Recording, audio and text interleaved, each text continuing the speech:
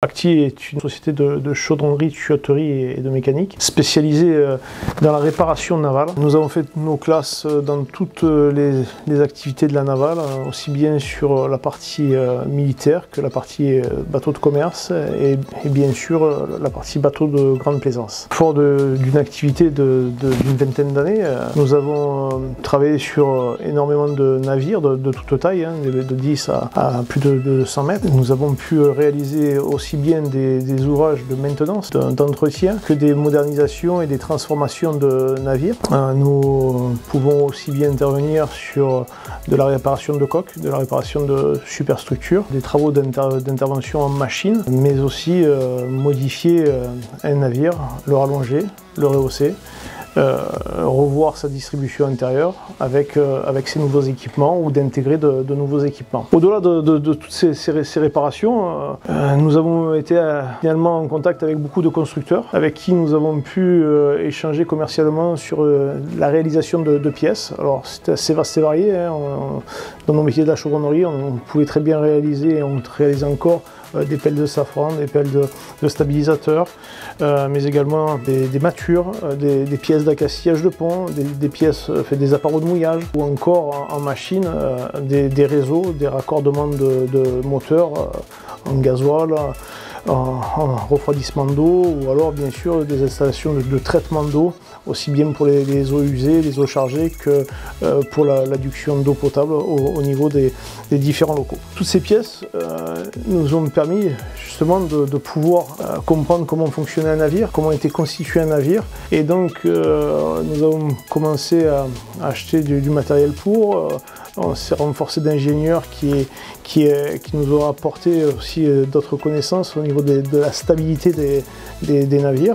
Et nous avons dessiné nos premiers bateaux. Nous avons commencé par réaliser des barges, réaliser des bateaux de travail. D'abord en aluminium, des gammes de 5 mètres jusqu'à 25, 30, 35 mètres. Et on s'est aperçu aussi qu'il y avait un autre marché, on va dire, sur la partie bateau d'intervention. Et cette partie-là nous permettait aussi de pouvoir venir sur un autre domaine d'activité, la construction en bateau plastique, en bateau PEHD, qui est ni plus ni moins que de la chaudronnerie plastique au travers d'assemblage mécano-soudé de plaques de PEHD. Ces plaques de PEHD sont issues bien souvent du recyclage des plastiques, donc ça a un côté écologique qui est quand même dans l'air du temps. Ce PEHD a beaucoup d'avantages.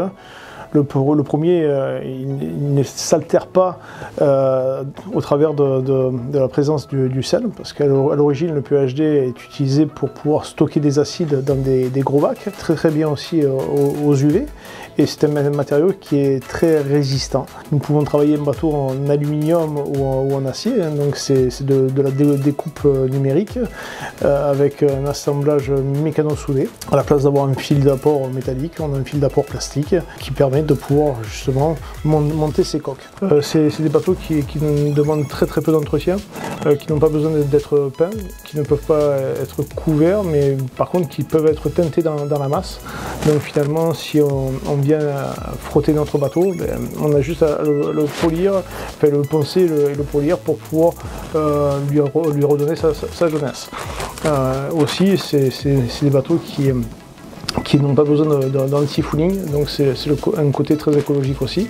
Et dans ce côté écologique, le PEHD est bien souvent issu de produits recyclés, et donc il reste 100% également recyclable. Nous pouvons aussi très facilement électrifier ce genre de bateau, parce que sur des bateaux en aluminium, quand on les électrifie, on a souvent des problèmes de corrosion, et du coup il est important de bien contrôler les fuites électriques pour ne pas avoir à corroder les coques, alors que là il n'y a aucune altération entre l'électricité et le PEHD. Donc un bateau véritablement d'avenir, parce que je pense qu'avant d'arriver à des propulsions à eau ou à hydrogène, il y aura quand même une véritable transition avec des propulsions électriques. Donc ce sont des bateaux qui sont très facilement électrifiables. L'électricité a souvent quelques contraintes, notamment et principalement le poids, pour pouvoir donner une certaine autonomie, et vu que le PEHD est très léger, ça permet de faire des bateaux qui soient légers et qui permettent justement une bonne autonomie de navigation